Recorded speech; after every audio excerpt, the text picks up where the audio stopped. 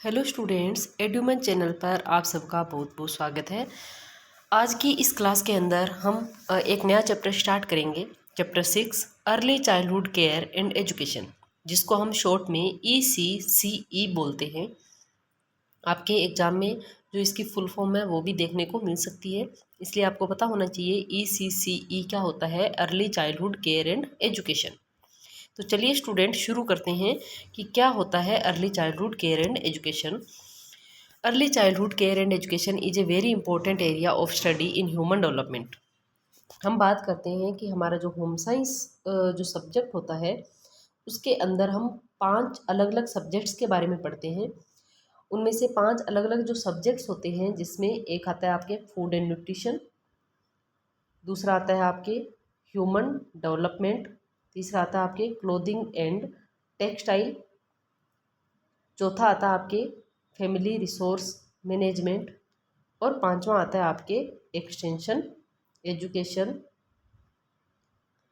तो ये आपके 5 अलग अलग जो सब्जेक्ट्स होते हैं जो हम होम साइंस के अंदर पढ़ते हैं। यानी कि जब भी हम होम साइंस की बात करेंगे तो हमारे दिमाग में ये आना चाहिए कि होम साइंस जो है उसके अंदर 5 अलग अलग सब्जेक्ट्स आते हैं, जिसमें food and nutrition, human development, clothing and textile, family resource management and extension education. तो इसी का ही एक पार्ट है ह्यूमन डेवलपमेंट। और ह्यूमन डेवलपमेंट की जब हम स्टडी करते हैं तब early childhood care and education जो है वो बहुत इंपॉर्टेंट एरिया हमारे सामने हो जाता है। तो ये आपकी फर्स्ट लाइन ही यहाँ पर इम्पोर्टेंट है, इसको मार्क कर लीजिए। We have learn in class 11th how the infant begin to learn from a very early age. 11th class में तुम लोग पढ़ चुके हो कि जो इन्फेंट होता है वो कितनी जल्दी जो है वो सीखना शुरू कर देता है। In addition to learning new things about the world around him or her, the infant is developing an attachment with family members, particularly with the mother and father, as well as with siblings and grandparents. और जो बच्चा होता है या जो infant होता है वो अपने जो आसपास का जो वर्ल्ड है उससे बहुत सारी नई नई चीज़ें सीखता है। वो अपने फैमिली मेम्बर्स के साथ अटैचमेंट डेवलप करता है, स्पेशली अपनी मदर। सबसे ज़्यादा उसका अटैचमेंट किसके साथ होता है? मदर के साथ, जो उसकी केयर गिवर होती है उसके साथ होता है। उसके फादर है, सिबलिंग्स है, ग्रैंड पेरेंट्स है, तो उनके साथ वो अटैचमेंट डेवलप करता है। The young child also begin to recognise other family members and people whom he और शी मीट्स रेगुलरली। और जो बच्चा होता है वो अपने जो अपने पेरेंट्स और अपने ग्रैंड पेरेंट्स के अलावा भी जो फैमिली मेम्बर्स होते हैं उनको रिकॉग्नाइज करना शुरू कर देता है, जिनसे वो बार बार मिलता रहता है। This way, the child will also be able to distinguish between people who he or she recognizes and those who look unfamiliar। और इसी प्रकार जो बच्चा होता है वो जो लोग फेमिलियर होते हैं उनके बीच में और अनफेमिलियर लोगों के बीच में जो है वो अंतर करना सीख जाता है। वो पहचान जाता है कि ये मेरा फेमिलियर है और ये मेरा अनफेमिलियर पर्सन है। This recognition is manifested in the behavior where a young baby of around 8 to 12 months can show fear of unknown people। आपके एग्ज़ाम में ये क्वेश्चन जो है ये पूछा जाता है कि जो छोटा बच्चा होता है उसमें अननोन लोगों को देख करके जो फियर है वो कौन सी एज में डेवलप होता है। तो आपसे पूछा जाता है, आपको इसका आंसर आना चाहिए 8 to 12 मंथ का जो बेबी होता है वो अननोन लोगों को देख करके डर जाता है, उसके मन में फियर डेवलप हो जाता है। ये इंपॉर्टेंट लाइन है, इसको मार्क कर लेना।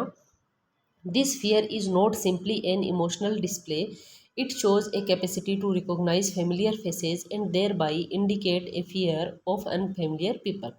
यानी कि ये जो फियर है ये सिंपली एक इमोशन नहीं है। यानी कि क्योंकि फियर जो वो किस में आता है? इमोशंस में आता है। हमारे जो फियर है, एंगर है, जो हैप्पीनेस है, ये सारी क्या है? हमारे इमोशंस है। तो यहाँ पर जो फियर है वो सिर्फ एक इमोशनल डिस्प्ले नहीं है, बल्कि ये शो करता है कि जो छोटा बच्चा है, जो इन्फेंट है, वो क्या कर रहा है? वो फेमिलियर और अनफेमिलियर लोगों को पहचानना सीख गया है। उसमें ये कैपेसिटी डेवलप हो गई है कि वो ये पहचान पा रहा है कि ये मेरा फेमिलियर है और ये मेरा अनफेमिलियर है। Further, the child is deeply attached to the mother, who is generally but not always the primary caregiver and can also start to cry when she leaves the room। जो बच्चा होता है वो सबसे ज़्यादा अपनी मदर से अटैच्ड रहता है, लेकिन कई बार क्या होता है कि जो उसकी मदर के अलावा जो केयर करता है, यानी कि बच्चा जो है उससे ज़्यादा अटैच होगा जो उसकी केयर करेगा। तो जनरली जो केयर है वो कौन करती है, मदर करती है। लेकिन कई बार मदर की एब्सेंस में जो केयर टेकर होती है वो भी बच्चे की केयर करती है। तो जो भी बच्चे की केयर करता है वो उससे अटैच हो जाता है, और जैसे ही वो केयर गिवर उस बच्चे से दूर जाने की कोशिश करते हैं तो बच्चा रोने लग जाता है। The young child of around 1 year will try to cling to the mother or other caregiver and follow her everywhere. और जनरली जो लगभग 1 साल का जो बच्चा होता है वो अपनी मदर या जो केयर गिवर है उसके आसपास रहता है, और उसको फॉलो करता है जहाँ जहाँ वो जाती है। In most cases, this behavior is soon discarded because the child develops the ability to know that the mother does not vanish when she goes into another room. और फिर जैसे धीरे धीरे बच्चा बड़ा होता है तो उसको ये चीज़ समझ में आ जाती है कि जो मदर मेरी आंखों के सामने से गई है वो कहीं इधर उधर आसपास ही गई है, वो पूरी तरह से वेनिश नहीं हुई है। ये बात बच्चे को समझ में आ जाती है जब बच्चा थोड़ा सा बड़ा हो जाता है, तो उसमें ये एबिलिटी जो है वो डेवलप हो जाती है। The child develops a sense of security even about the primary care giver absence. और बच्चे में प्राइमरी जो केयर गिवर है उसकी एब्सेंस में भी एक सिक्योरिटी का जो सेंस है वो डेवलप होना शुरू हो जाता है जैसे जैसे बच्चा बड़ा होता है।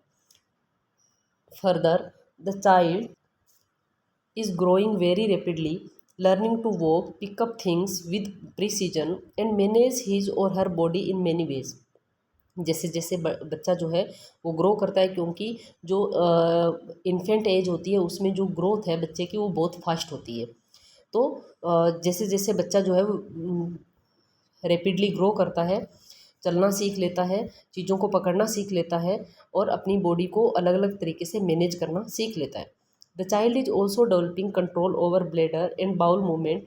और बच्चा जो है उसमें अपने ब्लैडर और बाउल मूवमेंट पर भी कंट्रोल जो है वो डेवलप हो जाता है।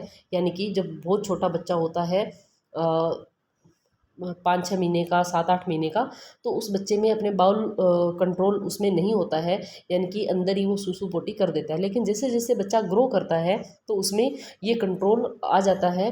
वो अपना बाउल जो कंट्रोल है, बाउल मूवमेंट है, और जो ब्लैडर कंट्रोल है वो करना सीख जाता है। In most cases, children are brought up exclusively within a family for the first few years. In some instances where the mother is working outside the home, there may be a need for substitute provision for the care of the child. और इसीलिए जो बच्चे के जो starting वाले कुछ साल होते हैं तो उस टाइम जो बच्चा है उसको अपने फैमिली की जो सपोर्ट है वो चाहिए होता है। लेकिन कई बार क्या होता है कि जो मदर वर्किंग होती है, घर से बाहर जा कर के उसको काम करना पड़ता है, तो उसकी एब्सेंस में कोई केयर करने के लिए कोई उसका विकल्प चाहिए होता है। यानी कि जो बच्चा है उसको तो किसी न किसी की केयर जो है वो चाहिए होती है। इसलिए अगर उसकी मदर वर्किंग है, वो घर से बाहर काम करने जा रही है, तो उसकी मदर की जगह कोई और हो जो उसकी केयर कर सके। Traditionally the care of the child was usually the responsibility of another female of the house hold who lived with the family permanently, as in joint families, or temporarily resided with the family for support in child care. अगर हम बात करें traditionally तो हमारे घरों में ये जो रिस्पॉन्सिबिलिटी है, जब मदर की एब्सेंस में जो घर की जो दूसरी महिला जो उसी घर में रहती है वो उस बच्चे की केयर करती है, या फिर जो टेम्परेरी अपनी फैमिली को सपोर्ट करने के लिए जो भी महिला आई हुई होती है वो उस बच्चे की केयर करती है। In recent times, however, there has been an increasing need for the provision for institutional child care.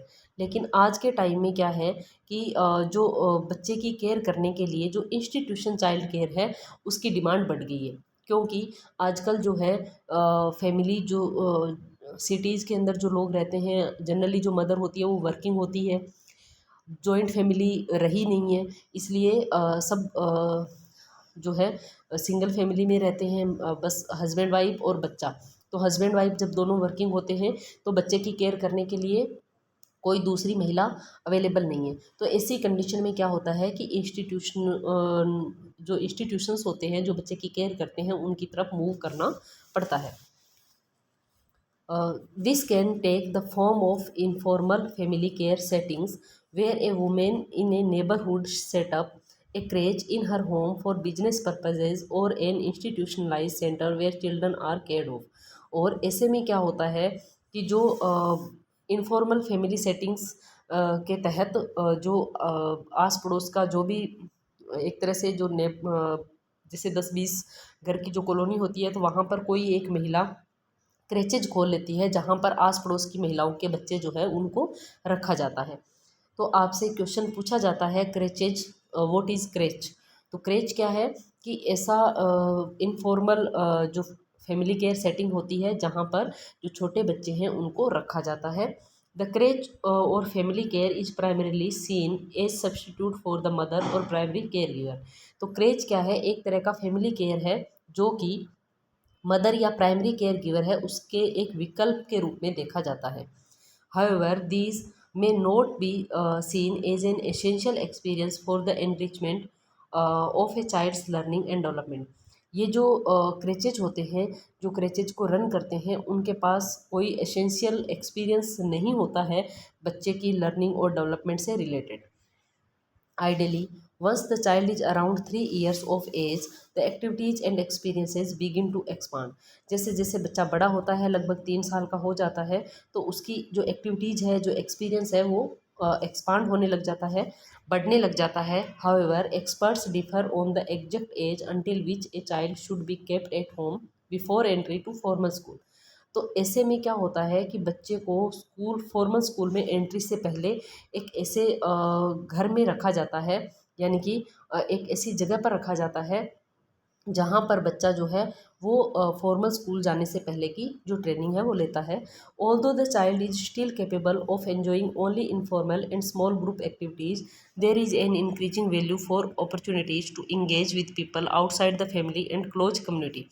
और ऐसे में क्या होता है कि जो बच्चा होता है वो क्या करता है, इनफॉर्मल और ग्रुप एक्टिविटीज़ जो है उसको एंजॉय करता है।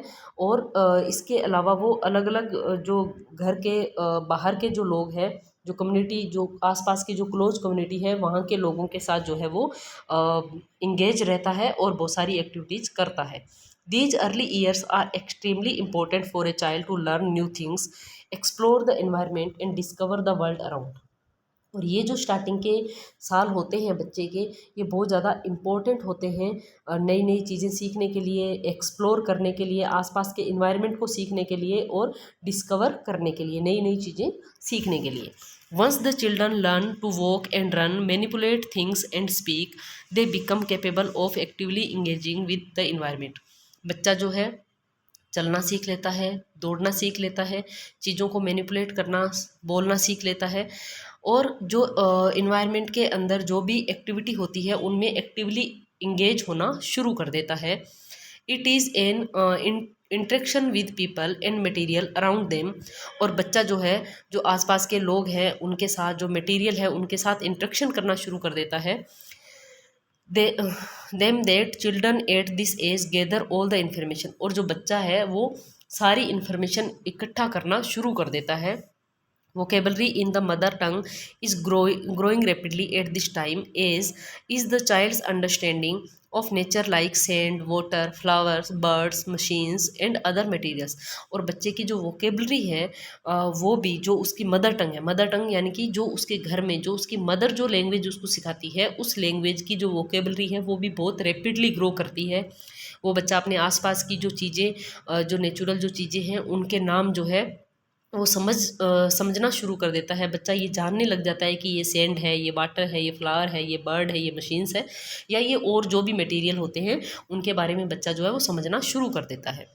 They are curious to learn more and are often heard asking adult when they see something, why is this so. बच्चा जो होता है इस उम्र में बहुत ज़्यादा क्यूरियस होता है, उसको हर चीज़ जानने की इच्छा होती है। वो अपने जो एडल्ट होते हैं उनसे किसी भी चीज़ को देख करके क्वेश्चन पूछते हैं कि ये क्या है, ये ऐसा क्यों है। तो इस तरह के जो क्वेश्चन है वो बच्चा पूछता है। This satisfying a child's curiosity by providing an optimal learning environment without overburdening the child to do more than what he और she is capable of is an essential consideration at this age. और इस as में जब बच्चा आपको curiosity के साथ questions पूछता है, तब आपकी भी ये रिस्पॉन्सिबिलिटी बनती है कि बच्चे को वो चीज़ सही से समझाएं, वो चीज़ सही से बताएं उसको। इस एज के अंदर जो चीज़ आप सिखा दोगे, जो बता दोगे, वो उसके लिए परमानेंट हो जाएगी। If we force a child to sit in one place and learn like in a formal school meet the older children, the curiosity will diminish. अगर बच्चे को आप फोर्स करोगे कि एक ही जगह पर बैठ जाओ और जैसे फॉर्मल स्कूल के अंदर जो बड़े बच्चे बैठ के पढ़ते हैं वैसे बैठ के तुम पढ़ो, तो बच्चे की जो क्यूरियोसिटी है वो डिमिनिश हो जाएगी, वो क्यूरियोसिटी खत्म हो जाएगी। And a child will feel anxious and insecure, और बच्चा जो है वो एंग्जियस और इनसिक्योर फील करेगा। इसलिए बच्चे को फ्री छोड़ देना चाहिए। अपना जो भी इन्वायरमेंट है आसपास का, उसमें बच्चा जब अपनी मर्जी से एक्टिविटीज़ करेगा, इंगेज होगा, तो वो बहुत सारी चीज़ें सीखेगा। It is thus very important to understand that the best learning environment for a child at this age is one that is safe, secure, loving, with a variety of people and play materials, and the presence of a caring adult, whether it is the mother, grandparent, or a preschool teacher or a sibling. और ऐसे में ये important हो जाता है कि जो बच्चा है इस एज में, उसके लर्निंग के लिए जो बेस्ट इन्वायरमेंट है वो कौन सा होगा। वो बेस्ट इन्वायरमेंट जो उसके आसपास का इन्वायरमेंट है, अगर वो इन्वायरमेंट सेफ़ होगा, सिक्योर होगा, लविंग होगा, केयरिंग होगा, और बच्चे के पास बहुत सारे खेलने के मटेरियल होंगे, और जो एक केयरिंग जो एडल्ट है उसकी उपस्थिति में वो बच्चा जो है वो एक्टिविटीज़ करेगा। वो केयरिंग एडल्ट कोई भी हो सकता है, उसकी मदर हो सकती है, उसके ग्रैंड पेरेंट्स हो सकते हैं, उसके प्री स्कूल टीचर हो सकते हैं, उसके सिबलिंग्स हो सकते हैं। तो जब बच्चे को ऐसा पीसफुल इन्वायरमेंट मिलेगा, ऐसा जो उसको कोऑपरेट करने वाला इन्वायरमेंट मिलेगा, तो बच्चा जो है बहुत अच्छे से सीख पाएगा। The learning and other experiences provided by a good preschool have been found to be extremely beneficial for young children at this age. और नए नए एक्सपीरियंसेस सीखने के लिए जो प्री स्कूल जो है वो बहुत एक अच्छा ऑप्शन है इन बच्चों के इस एज के लिए, जिससे जो बच्चे हैं वो बहुत सारे जो बेनिफिट जो है वो प्राप्त कर सकते हैं। यानी कि इस एज के अंदर बच्चे के लिए जो सीखने का एक माध्यम है प्री स्कूल, जो एजुकेशन है वो बहुत अच्छा एक माध्यम हो सकता है। The child-centered approach and the play way method, which makes learning enjoyable, is ideally suited for young children. यहाँ पर क्या होता है कि चाइल्ड सेंटर अप्रोच के द्वारा, खेल के द्वारा जो है वो बच्चों को इंजॉइंग इन्वायरमेंट में बच्चों को सिखाया जाता है। यानी कि बच्चा इंजॉय करते हुए, खेलते हुए जो है वो सीखता है। Children enjoy the company of other children and learn very quickly to do things that often surprise even the parents. जो बच्चा है वो दूसरे बच्चों की कंपनी से, यानी कि दूसरे बच्चों के साथ मिल करके इंजॉय करते हुए बहुत सारी चीज़ें जो है वो बहुत फास्ट सीखता है। और कई कई बार तो वो ऐसे चीज़ें सीखता है कि पेरेंट्स ही सरप्राइज हो जाते हैं। One such observation that often takes place in pre school settings is the sheer wonder that parents of young children express when their child has been known to eat by himself or herself, और and also eats thing that he और she may not have eaten at home. बच्चे जो parents हैं वो ये express करते हैं कि उनके बच्चे जो घर पर खाना नहीं खाते हैं, जो घर पर बच्चे जो चीज़ नहीं खाते हैं, वो बाहर जा कर के बच्चा जो है वो खाना सीख लेता है, वो चीज़ें खाना शुरू कर देता है।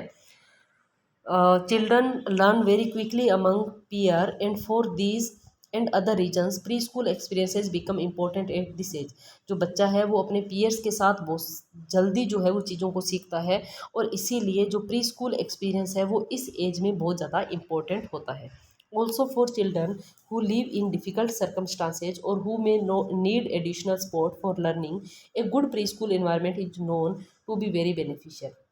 और ऐसे बच्चे जो डिफ़िकल्ट सर्कमस्टांसेज में रहते हैं या जिनको एडिशनल सपोर्ट की ज़रूरत है सीखने के लिए, तो उनके लिए जो अच्छा प्री स्कूल इन्वायरमेंट है वो बहुत ज़्यादा बेनिफिशियल हो सकता है। Does that mean that children who do not go to nursery school are not learning? तो क्या इसका मतलब ये है कि जो बच्चा नर्सरी स्कूल नहीं जाएगा वो कुछ नहीं सीखेगा? एब्सोल्युटली नॉट, ऐसा बिल्कुल नहीं है। ऑल चिल्ड्रन लर्न नेचुरली, सारे बच्चे जो है वो नेचुरली भी सीखते हैं। Preschool experiences help to enhance the child exposure to other adult and other environments and materials, and more importantly to prepare the young child for formal schooling. Pre school experience तो बच्चे के exposure को enhance करता है, क्योंकि वो जो घर के बाहर के लोग हैं उनके साथ रह कर के ऐसे घर के बाहर के इन्वायरमेंट में रह कर के वो नए नए लोगों के साथ मिल कर के वो बहुत सारी नई नई चीज़ें सीखता है, और इसके अलावा वो फॉर्मल स्कूलिंग के लिए भी रेडी होता है। Pre school education is a programme which is child centered and informal, provides the child with a good learning environment that complements the advantage of a good learning environment at home। और pre school education एक ऐसा programme है जो child centred होता है, informal programme होता है ये। इसके अंदर कोई जो स्कूल के अंदर जो फॉर्मल सिस्टम होता है वैसा सिस्टम इस यहाँ पर नहीं होता है। इसके अलावा जो बच्चा है उसको अच्छा लर्निंग इन्वायरमेंट प्रोवाइड करवाया जाता है यहाँ पर। Also if in situation where the home environment may be lacking in some way or the other, the preschool experience can be an important factor in assisting the child's growth and development outside the home। और अगर by chance घर पर ऐसा environment हो जो कि जो proper जो बच्चे का ग्रोथ और डेवलपमेंट है वैसा वहाँ पर इन्वायरमेंट नहीं मिल रहा है बच्चे को घर पे, तो प्री स्कूल जो इन्वायरमेंट है वो उसके लिए बेनिफिशियल साबित हो सकता है। घर के बाहर रह कर के बच्चे की जो ग्रोथ है डेवलपमेंट है वो अच्छा हो सकता है। In several communities, especially those living in remote areas or those with fewer resources at their disposal, other older children who are of school going age are often given the responsibility for the care of younger ones as parents go out for work। कुछ जो communities है जहाँ specially remote areas कौन से होते हैं जहाँ पर सुख सुविधाओं की कमी होती है, वहाँ पर जो रिसोर्सेज है वो बहुत कम होते हैं। तो ऐसी कंडीशन में जो उनके बड़े बहन भाई होते हैं बच्चों के, उनको ये रिस्पॉन्सिबिलिटी दी जाती है कि वो अपने से छोटे बच्चों की केयर करें जब उनके पेरेंट्स घर पर नहीं हो, वो काम के लिए बाहर गए होते हैं। तो जो बड़े बच्चे होते हैं घर के, उनको ये रिस्पॉन्सिबिलिटी दी जाती है कि वो छोटे बच्चों की केयर करें। Consequently the older child is unable to participate in schooling. और ऐसे में क्या होता है कि जो बड़ा बच्चा है वो स्कूलिंग में पार्टिसिपेट नहीं कर पाता है क्योंकि उसके ऊपर छोटे बच्चे की रिस्पॉन्सिबिलिटी आ जाती है। Therefore institutional care for young children is beneficial for the older child as well as since he or she is released from the task of child care and can attend school। तो ऐसे में जो institutional care है छोटे बच्चों के लिए वो बहुत ज़्यादा बेनिफिशियल होती है बड़े बच्चों के लिए भी, क्योंकि अगर छोटे बच्चों के लिए इस तरह का कोई इंस्टीट्यूट है, प्री स्कूल एजुकेशन की सुविधा है या फिर क्रेचेज वगैरह है, तो ऐसे में क्या होता है कि जो बड़ा बच्चा है उस पर छोटे बच्चे की रिस्पॉन्सिबिलिटी नहीं आती है और वो अपनी स्कूलिंग जो है उसको अटेंड कर सकता है। Thus children both young and the end of school age can be helped to have access to service when they live in difficult circumstances। तो ऐसे में जो डिफ़िकल्ट सर्कमस्टांसेज में रहने वाले बच्चे हैं उनके लिए ये एक हेल्प का सोर्स हो सकता है। Further these services also provide the intervention in nutrition health besides learning age and when there is a requirement, this there is a support to society in the task of developing and building the next generation for the future. तो ये जो service है, कौन सी service, जो pre school education की जो service है, ये जो बच्चे हैं उनको न्यूट्रिशन, उनको हेल्थ इंटरवेंशन जो है वो भी प्रोवाइड करवाती है। इसके साथ ही साथ जो सोसाइटी का जो सपोर्ट होता है उसकी वजह से भी जो नेक्स्ट जनरेशन का जो फ्यूचर है वो और अच्छा हो सकता है। Early childhood care and education and care is an activity that benefits childhood in different circumstances as well as families by providing the support to parents and the community in their basic tasks। और जो early childhood care और education है वो जो childhood में जो different circumstances होते हैं उनके लिए भी बच्चे को बेनिफिट प्रोवाइड करवाती है, पेरेंट्स को, कम्युनिटी को भी सपोर्ट करती है ताकि वो अपने बेसिक टास्क जो है वो पूरे कर सकें। As per the NCF 2005 position paper on early childhood education published by NCERT के द्वारा जो है अर्ली चाइल्डहुड एजुकेशन का एक पेपर जो है वो पब्लिश किया गया। The basic objective of ECCR, इसका बेसिक ऑब्जेक्टिव क्या था, holistic development of the child to enable him और her to realise the potential, यानी कि बच्चे का होलिस्टिक डेवलपमेंट करना जिससे बच्चा अपना पोटेंशियल पहचान सके। प्रिपरेशन फॉर स्कूल, स्कूल के लिए बच्चे को प्रिपेयर करना। Providing sport services for women and children, women को और बच्चे को दोनों को सपोर्ट सिस्टम प्रोवाइड करवाना। ये इसका ऑब्जेक्टिव था किसका, ECCE का। तो ये भी इम्पोर्टेंट है, इसको भी आप अंडरलाइन, इसको भी इम्पोर्टेंट मार्क कर लेना। यहाँ से आपके डायरेक्ट क्वेश्चन आएगा कि ECCE का ऑब्जेक्टिव क्या है, तो आपको ये 3 ऑब्जेक्टिव आपको लिखने हैं। तो नेक्स्ट है बेसिक कॉन्सेप्ट्स, इसके बारे में पढ़ेंगे हम नेक्स्ट क्लास में। तब तक के लिए थैंक यू।